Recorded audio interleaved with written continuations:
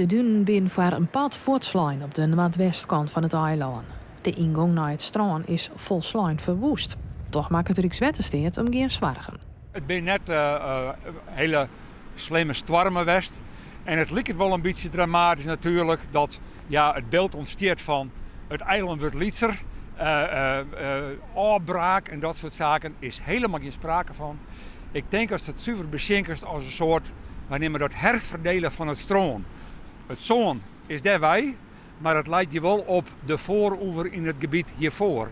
Bij strandtinten de Sunset lezen de kaarten er heel oors bij. Terug de storm in er skiën on het paviljoen. Schade is behoorlijk, maar ik moet daar wel bij zeggen, dat had veel gekker gekund.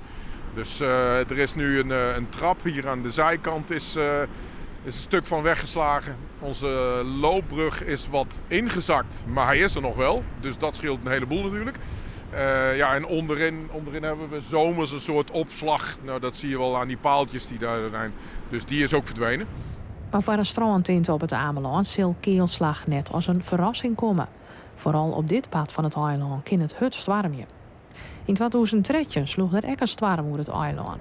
Dit keer gaan ze alle apparatuur naar binnen te hellen.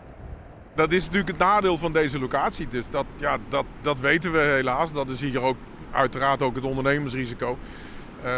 Als komt van de zomer even terug, als de zon hoog aan de hemel staat, dan zul je ook zien wat het voordeel van deze locatie is. Het is natuurlijk een schitterend mooie plek. Ik denk een van de mooiste plekken. Nou ja, ik weet niet eens of ik van Friesland mag zeggen. In ieder geval van Ameland. En dit is wat kan gebeuren. Rijkswaterstaat liet de duinen eerst voor wat ze binnen. Ze bestellen haar zelfs wel weer in de tijd. Maar mocht er een soort duinafslag wezen, dan wordt er zon uit een Noordzee hellen. Maar dat zon worden de duinen onvuld.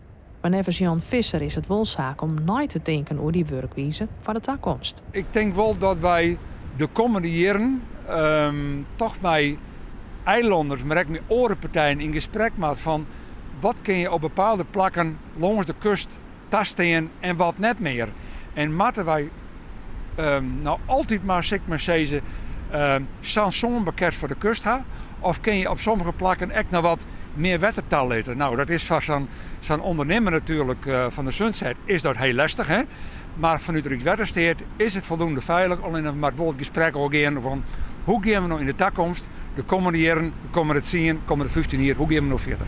Rijkswaterstaat houdt de komende dagen de duinen extra in de gaten.